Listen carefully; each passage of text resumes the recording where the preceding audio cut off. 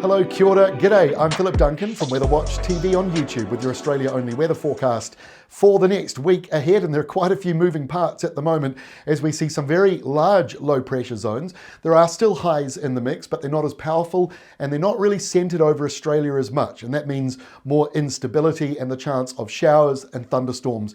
But we are monitoring the low in the southeast for the start of next week and for the Melbourne Cup. So let's try and make sense of what is happening at the moment. And speaking of the southeast, that's where all the energy is once again, leaving South Australia, moving into New South Wales, a portion of Queensland, mostly in that very southwest corner, and spilling over into Victoria, which is at the moment looking like one of the driest regions compared to average.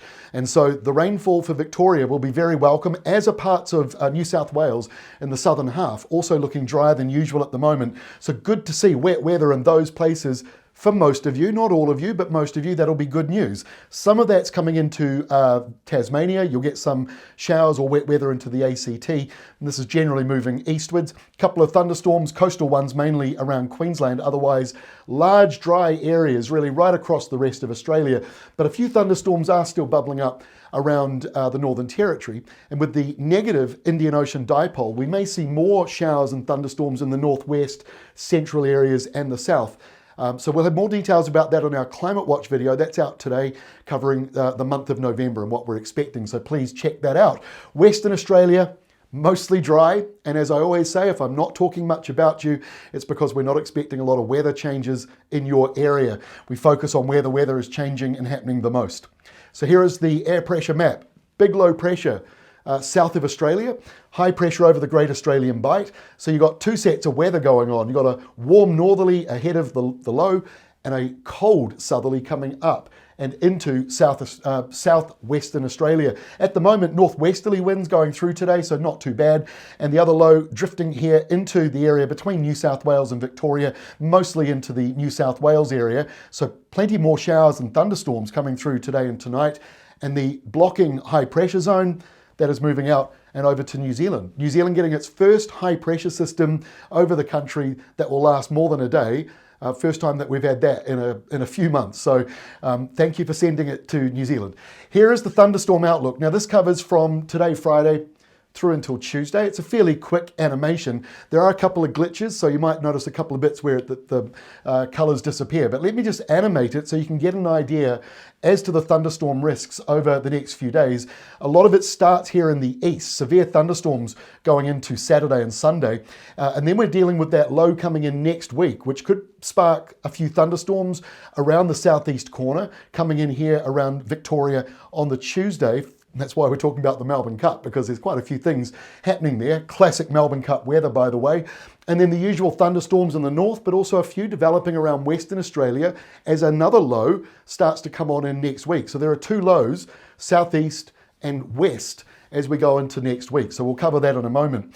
Let's have a look at the forecast. Let's get into it. So yeah, two different types of temperatures moving around Australia. The hot stuff dropping down here into South Australia, while the cold stuff comes into the southwest corner. That could see a few showers and thunderstorms. Literally the polar boundary comes up and brushes you. So you'll feel the temperatures down as a result of that, just here in the south. But even further up to the Midwest with that cooler airflow, then it's tropical on the other side. Tropical for the Northern Territory with a few thunderstorms, and a similar story for much of Queensland. But it's the severe weather box here showing the chance of those severe thunderstorms as they form. Now, not everyone in that box is going to have rain or a severe thunderstorm, but if they occur, or when they occur, it'll be in that zone most likely. Maybe a few might even form a little bit further outside that. So that goes right down to Victoria, where there are a few showers around, but nothing too much in there.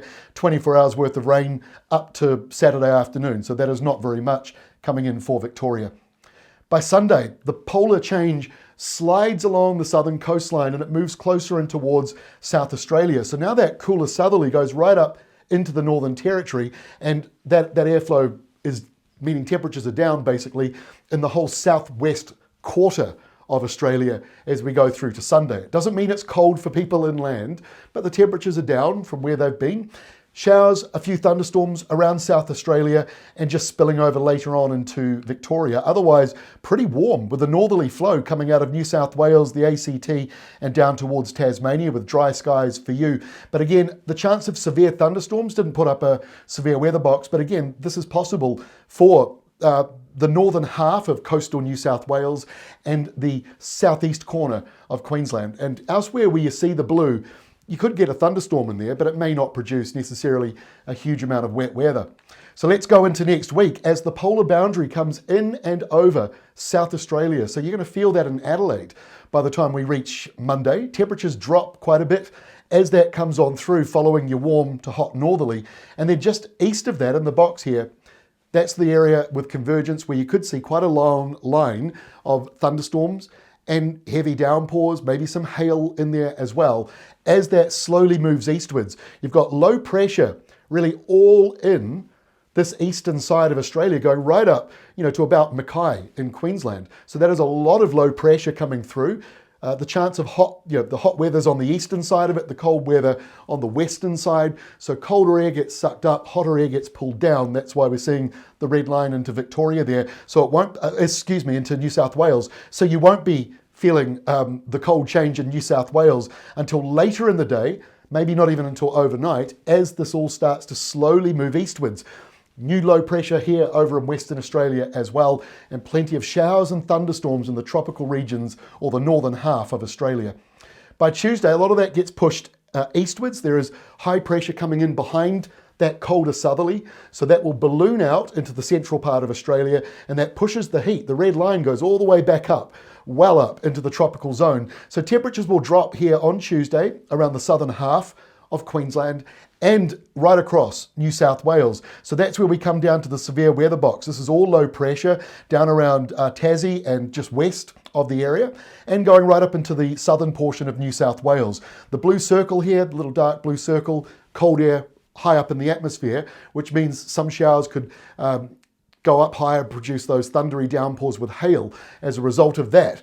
So thundery weather, heavy showers and some good rain coming through for these regions, up to 40 millimetres for some of you, maybe even 50 or so in northern parts of Tasmania. This isn't 100% locked in this far out still because of the messy nature and large nature of that low. But you can see the cooler, colder change over here on the eastern or southeastern side of Australia, while nor'easters build up around that low for Western Australia, making it windier and warmer for you. By Wednesday, that low in Western Australia now sparking to life. Thunderstorms potentially severe in that box, and it might even drift further down into more populated farming and growing areas. So just keep an eye on that one.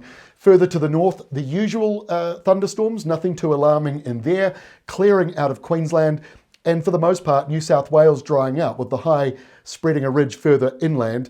But the storm around Tasmania, just south of you now, may be getting stronger. So there's a chance of damaging winds in Tassie on Wednesday of next week, and across Bass Strait, and still more showers and wet weather coming in around the mountains and the southern coastline of Victoria, drying out further for South Australia. Going to Thursday of next week, all of that messy stuff in the southeast moves away. Still a bit of a westerly with western showers for Tassie, a couple of coastal showers for Victoria, and then mostly dry as you go further north, with the red tropical boundary once more sinking southwards over Queensland with just a few showers, a couple of thunderstorms similar to the Northern Territory up around Darwin and Katherine, the Kimberley, and then you drop down, now that low is moving into South Australia. So that brings instability, showers, some thunderstorms here over in Western Australia as all of that moves through. So very spring-like still for the lower part of the country. And by Friday, still unsettled in the southeast. Another burst of cooler winds, the polar boundary back up over Tasmania. The temperature will be more wintry for Hobart, and more showers and thunderstorms brushing both Victoria and South Australia and sort of fading out as you come into New South Wales. So to quickly make sense of the rainfall, this is the European modelling for the next week ahead, showing some good rain around Victoria in particular, spilling over into New South Wales, and some good wet weather in the southeast of Queensland, tropical areas, and the southern half of Western Australia. So there should be a few happy growers and farmers seeing that. Let's compare it to the American modelling, very, very similar. Maybe the rain moves a little bit further westwards, with the American modelling, but Victoria's still looking like they're going to get some decent wet weather coming up over the next week. So a lot to talk about. I'll be back again on Monday to lock in the Melbourne Cup forecast and the rainfall for the rest of you as we try and make sense of what is going on. Don't forget our Climate Watch video also out today covering the longer range forecast, not only for Australia, but all of Australasia, covering New Zealand and the South Pacific. Have a great weekend. I'll see you next week.